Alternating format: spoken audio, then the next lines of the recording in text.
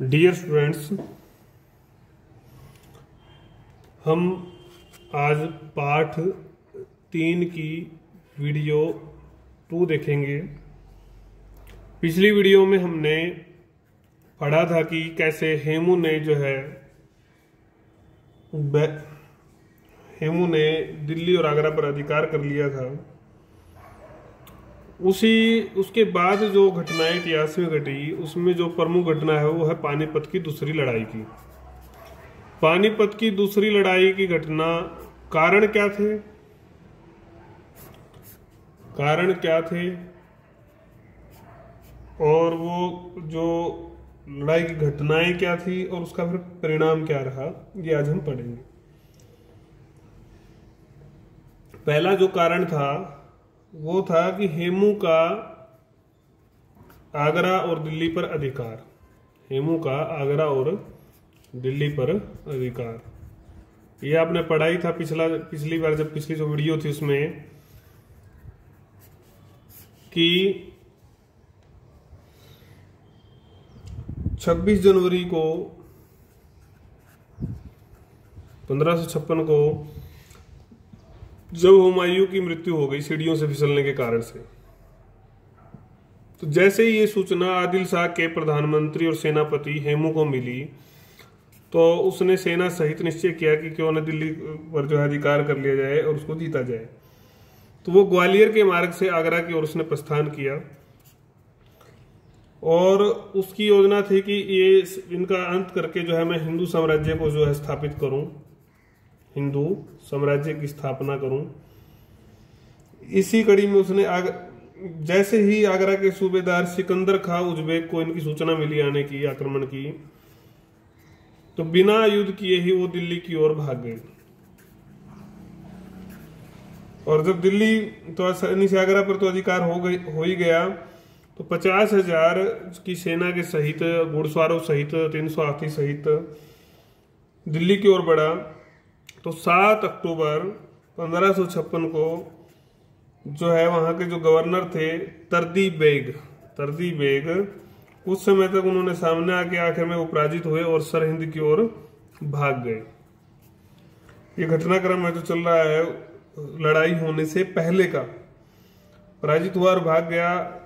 अब अबुल फजल लिखते हैं कि इस सारे घटनाक्रम से जो है हेमू के दिलो दिमाग पर जो है एक नई हिलोरे चली कि क्यों ना मैं इस जो है आकांक्षा जगी कि राजपद जो है उसको प्राप्त होगा, दिल्ली की गद्दी का जो है वो, मतलब पूरे देश का जो है वो शासक बनेगा। और उसने इस विजय के बाद विक्रमादित्य की उपाधि धारण की। यहां तक हमने पढ़ लिया। उसके बाद जो दूसरा था सरहिंद में युद्ध सभा। जब ये घटनाक्रम घटा तो सरहिंद में युद्ध सभा हुई, क्योंकि अकबर और बेगम खां जो थे वो उस समय जालंधर में थे। उनको जब ये सूचना मिली कि ऐसे ऐसे दिल्ली पर जो है अधिकार हो गया है हेमू का, तो उन्होंने तरदी बेग को कहा कि आप जो है हमें सरहिंद में मिलें। वहां पर अधिकारियों के बीच में और जो शासक थे, जो भी उसके बड़े अधिकारी थे, सेनापति थे, उनके बीच में एक मीटिंग हुई। उसको ही हमने युद्ध सभा बोला सरहिंद में। उस मीटिंग में कुछ लोगों ने, कुछ मंत्रियों ने जो है परामर्श दिया कि आप जो है वापस काबुल चले जाओ। क्यों?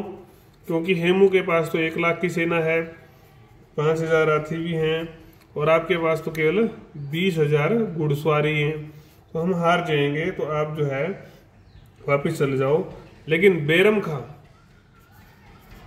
खां ने कहा कि वापस नहीं जाएंगे, डटकर मुकाबला करेंगे।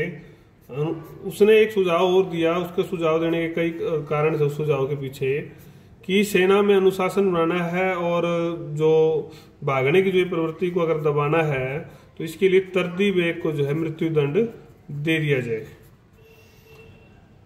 वी एस स्मिथ कहते हैं कि इसके लिए जो है उसने कई प्रकार के प्रमाण भी प्रस्तुत किए और खान जमा इत्यादि लोगों को साक्षी के रूप में, गवाह के रूप में प्रस्तुत किया गया, और आखिर में जो है बैरम खां अपने जो रास्ते का कांटा था उसको हटाने में कामयाब हुए।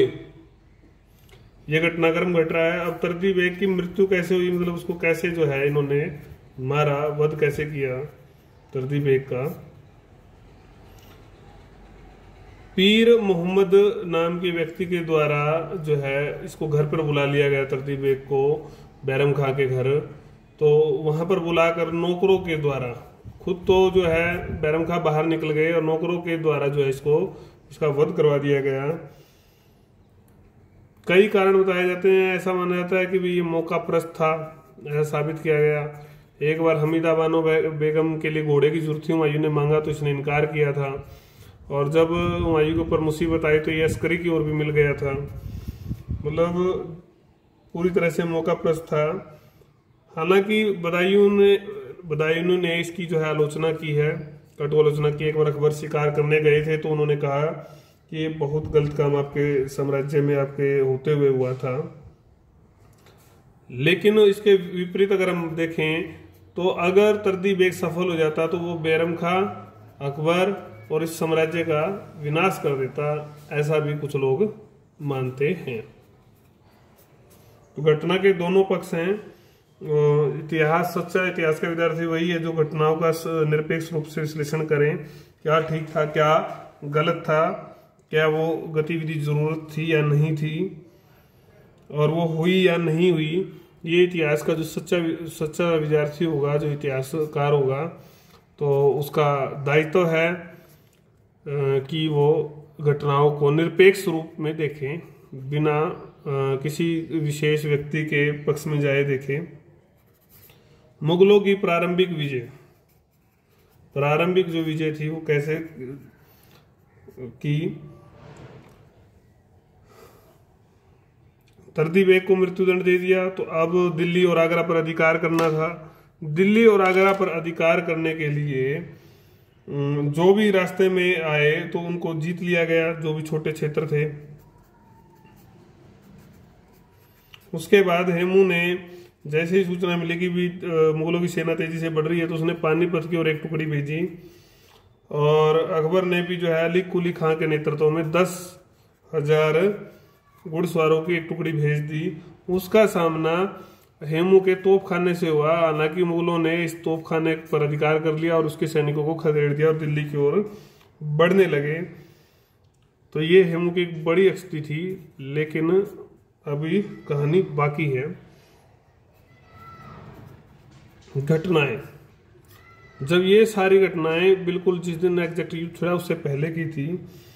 उसके बाद नवंबर 1556 में जो है सेनाएं, 5 नवंबर को युद्ध हुआ था, जो है सेनाएं पहुंच गई मैदान में दोनों की। और अकबर हेमू के पास जो है 1 लाख सैनिक थे, 1500 हाथी थे, और जबकि मुगलों के पास तो केवल 20,000 घुड़सवार ही थे। लेकिन मुगलों ने अपनी जो सेना को ठीक तरह से व्यवस्थित जचाया, व्यूह रचना की बैरम खां के माध्यम से। बैरम खां ने केंद्रीय नेतृत्व अली कुली खां को सौंप दिया। केंद्रीय नेतृत्व जो था वह अली कुली खां के पास था, दायां पक्ष उजबेक खां को था। इसी तरह से अकबर को उसने पीछे स्थान पर सुरक्षित खड़ा कर दिया। और हेमू ने भी जो है केंद्रीय नेतृत्व अपने हाथ में रखा और दायां और बायां पक्ष क्रमशः जो है सादी खां और रमैया खां को सौंप दिया। तो ये था सेना की इनकी व्यूह रचना। उसके बाद 5 नवंबर को जो है आक्रमण के आदेश हुए और दोनों सेनाएं एक दूसरे पर टूट पड़ी। हेमू चाहता था कि किसी तरह से बैरम खां की अधीन मुगल सेना के मुख्य भाग के पहुंचने से पहले से युद्ध समाप्त कर दिया जाए। लेकिन अली कुली खां जो है मैदान में दृढ़ता से खड़ा था। हेमू के हाथियों ने जो है केंद्रीय सेना को कुचलना शुरू किया। विरोध में उसके परिणाम स्वरूप जो है मुगलों ने भी बाण वर्षा की, जबरदस्त बाण वर्षा की, तोप गोले चलाए। सब कुछ ठीक चल रहा था, ऐसा लग रहा था इस सारे के बाद भी कि विजय जो है हेमू की होगी।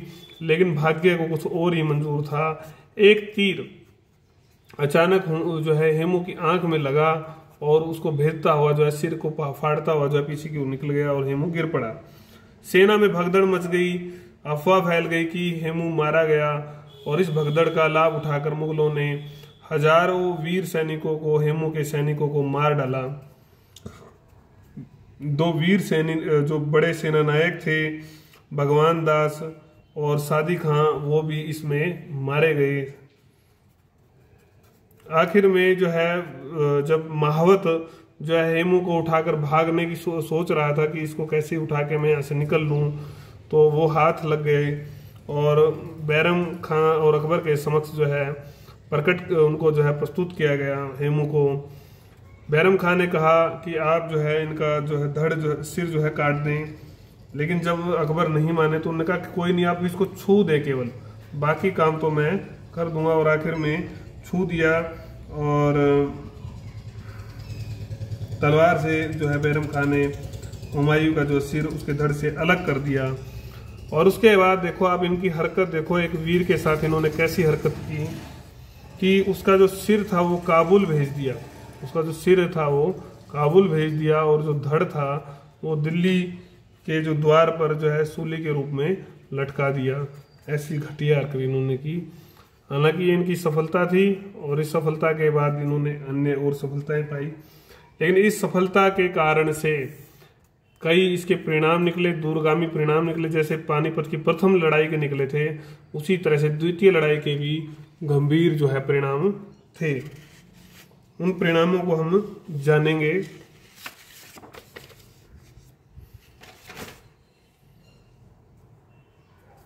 महत्व भी कई बार आ जाता है कि ये इसका महत्व था, पानीपत की दूसरी लड़ाई के महत्व या परिणाम। महत्व या परिणाम को अगर हम देखें तो इसमें आप देखेंगे अफगान साम्राज्य का अंत हो गया। जैसे उसमें भी हमने पढ़ा था कि लोधी वंश का अंत हो गया था, अफगान साम्राज्य का अंत। क्यों? क्योंकि जो मुख्य अफगान थे आदिल शाह, तो इसमें एक बड़ी जो सैनिक शक्ति थी, सैनिक शक्ति का ह्रास हुआ